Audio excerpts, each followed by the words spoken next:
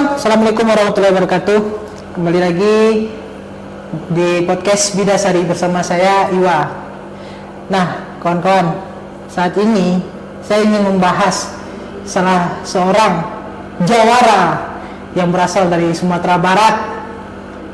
Tapi saya lupa, kawan-kawan, apa kemarin kejuaraan yang diraihnya. Udah, langsung aja. Rapi, silakan masuk, Rapi.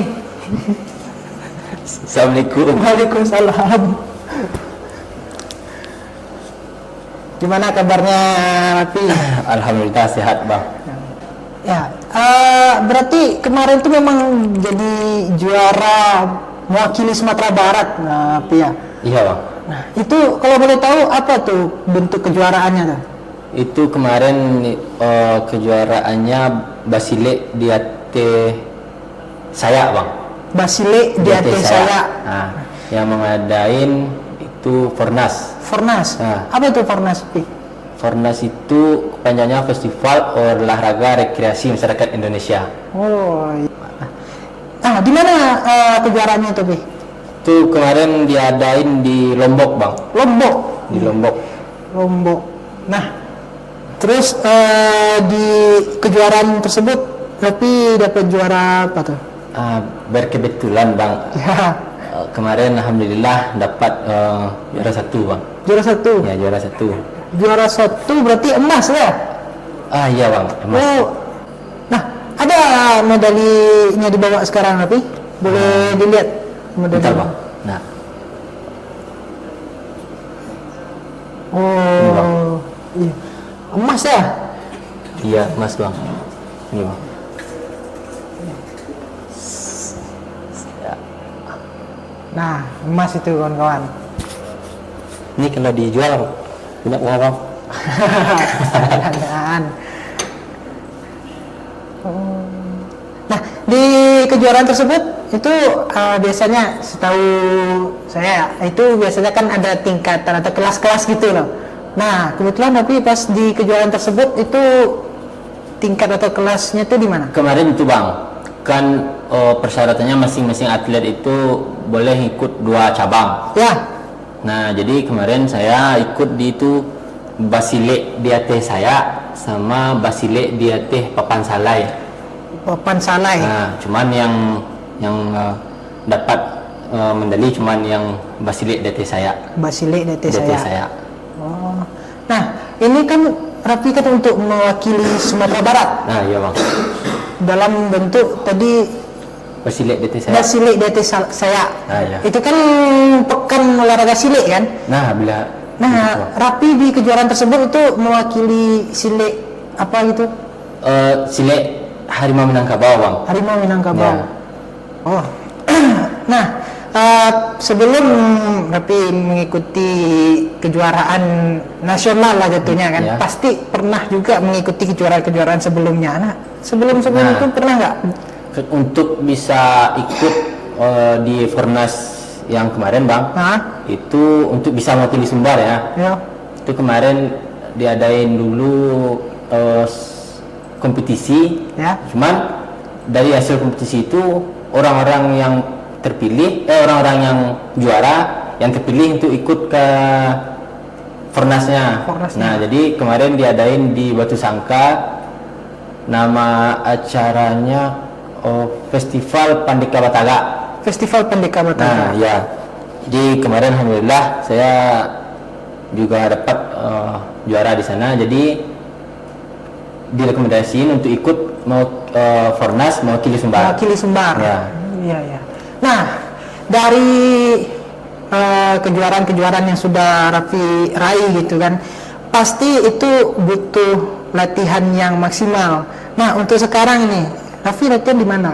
Kalau Latihan silik. sekarang saya latihan di Bidasari, Bang. Bidasari. Ya. Di Bidasari di Kapau. Kapau. Sudah berapa lama latihan di Bidasari, Rafi? Kalau kurang lebih 9 tahun, Bang. 9 tahun. 9 tahun. Sudah lama. Baru ya. 9 tahun. Udah 9 tahun. Iya, baru 9 tahun. Latihan di latihan silik Harimau Minangkabau di Bidasari, kawan-kawan. Dan sekarang dapat medali emas sebagai juara mewakili Sumatera Barat. Iya bang, alhamdulillah. Nah, sekarang dari 9 tahun yang sudah Raffi tempuh dalam silik ini, sekarang tingkatannya kan pasti ada. Sekarang iya. Raffi tingkatnya tuh apa?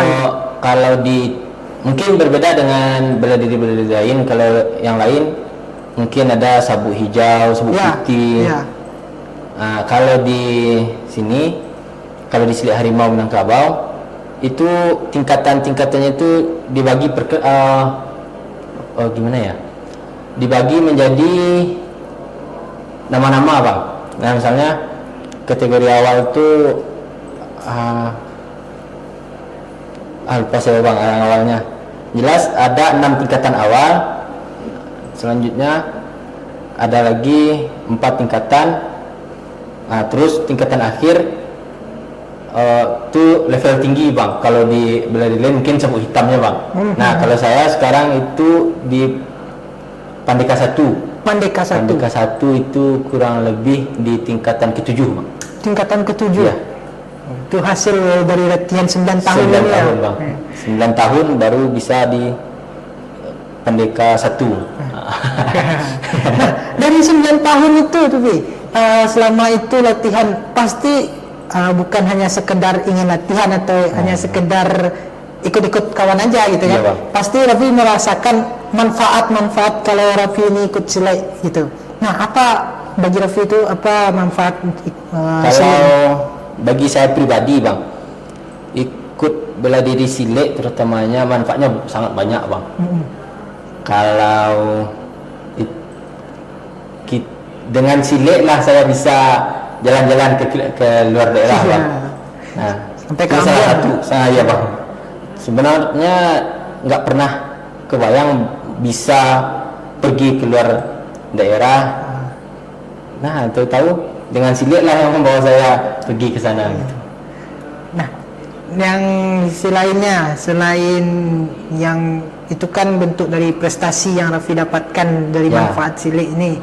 Nah, supaya untuk diri Raffi sendiri dan juga bisa diketahui oleh kawan-kawan yang lain gitu, manfaat silat ini seperti ini itu apa? Mungkin kalau untuk manfaat silat sendiri itu sangat banyak bang. Salah satunya bisa sebagai sarana olahraga. Kalau inti tidak menyalahkan atau tidak membangga-banggakan silat bang, tapi ini bang, kalau seandainya kita atlet lari dengan cuaca yang tidak baik, tidak bagus, nah, otomatis olahraga kita kan terkendala, nggak bisa ikut olahraga, misalnya hari hujan atau yang lain, kita harus badminton, kita harus butuh lapangan. Nah kalau dengan silat itu bahkan di ruangan sebesar ini bang, nah kita bisa untuk olahraga gitu pak. Oh, walaupun sebesar ini bisa kita latihan di situ ya. Itu dalam segi olahraganya. Di samping itu bang, kita sebagai orang Minang bisa melestarikan budaya Minangkabau. Nah, gitu, bang. Membawanya ke tingkat nasional gitu ya. Tapi kabar-kabarnya di Bidasari itu juga sebagai pelatih di Silik Harimau Minangkabau yang berlokasi di Bidasari tersebut. Oh, mungkin asisten pelatih bang. Asisten pelatih. Iyalah, karena kan udah dapat Pandeka 1 gitu. Nah, sebenarnya bang, kalau di program latihan di Bidasari ini, di Silik Harimau Minangkabau yang di Bidasari ini kan ada masing-masing tingkatan. Ya. Nah, misalnya kita dasar. Ya.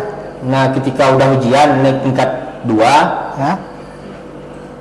kan tetap program latihan. Nah, di samping itu kita dibagi bang, misalnya 2 orang dari yang tingkat 2 itu disuruh atau diminta untuk mengawasi yang tingkatan di bawahnya. Nah, jadi itu tuh sebagai sarana latihan supaya kita bisa nantinya sebagai itu bang.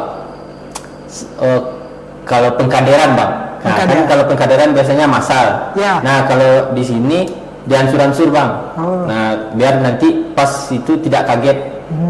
Nah pas sudah dipisah atau misalnya pelatihnya atau gurunya berhalangan, nah ketika dia diminta untuk melatih dia bisa gitu bang. Nah, selain di Bidasari aja Raffi menjadi asisten pelatih ataupun menjadi pengganti pelatih melatih di Bidasari, di mana aja pernah melatih lagi Raffi?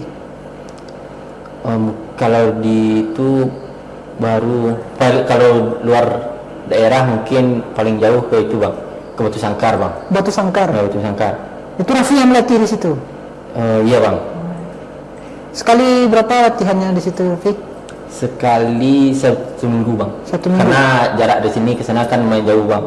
Nah, kalau di Bidasari latihannya? Kalau di Bidasari latihannya 2 kali seminggu untuk umum, 1 kali seminggu buat anak-anak.